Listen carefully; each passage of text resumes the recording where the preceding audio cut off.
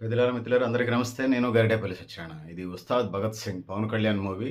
బావుంది. నేను 5 మార్కులకి 4 మార్కులు, 4.5 మార్కులు ఇస్తున్నాను.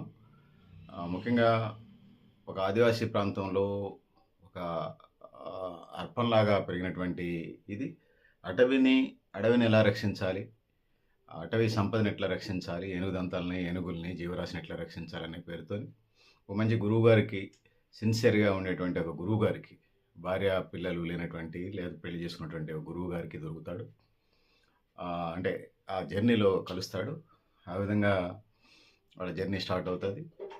సో, తనని తీసుకొనొచ్చిన తర్వాత ఆహ్, ఆ ముఖ్యమంత్రిని అక్కడికొస్తాడు ఆదివాసీ ప్రాంతాలకి.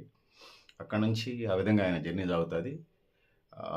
అక్కడి నుంచి తనని రాజకీయాలు ఆహ్వానిస్తే పోయి ముఖ్యమంత్రి అవుతాడు. తను హీరో 'పవన్ కళ్యాణ్' అడవిలోనే ఉంటాడు. గురువుగారి మీద అత్యాయత్నం జరిగినప్పుడు మళ్ళీ అక్కడికి రావటం. అక్కడి నుంచి దుష్ట శిక్షణ, శిష్ట రక్షణ జరుగుతది. సో, యాక్షన్ సన్నివేశాలు బాగున్నాయి. ఫైట్స్ బాగున్నాయి. కామెడీ బాగుంది. టైమింగ్ బాగుంది. గ్లామర్ సన్నివేశాలు బాగున్నాయి. డాన్స్‌లు, ఎక్స్‌పెక్టేషన్స్ సహజంగా గాజు గ్లాస్ గుర్తు 'పవన్ కళ్యాణ్' గుర్తు కాబట్టి గాజు గ్లాస్ గుర్తు పద్దాక చూపించడం. లేట్ అవ్వచ్చేమో గానీ లక్ష్యం మాత్రం ఖచ్చితంగా చేరుకుంటాం అంటూ కొన్ని రాజకీయ డైలాగులు మనకు కనిపిస్తాయి. So, 'Pawan Kalyan' fans, Janasena party సానుభూతిపరులు, సభ్యులు ఈ ఉగాది పండగ వాళ్ళు ఉగాది చేసుకునే అవకాశం అయితే ఉన్నదని తెలియజేసుకుంటూ, మీరు కూడా మీ అభిప్రాయాలు కామెంట్ బాక్స్‌లో నేను తెలియజేస్తూ, సో, మీ సమయము, డబ్బులు వృధా కావు. వీలుంటే తప్పకుండా చూడగలరని తెలియజేస్తూ, నేను గరిడేపల్లి సత్యనారాయణ. థాంక్ యూ అండి పెద్దలారా, మిత్రులారా.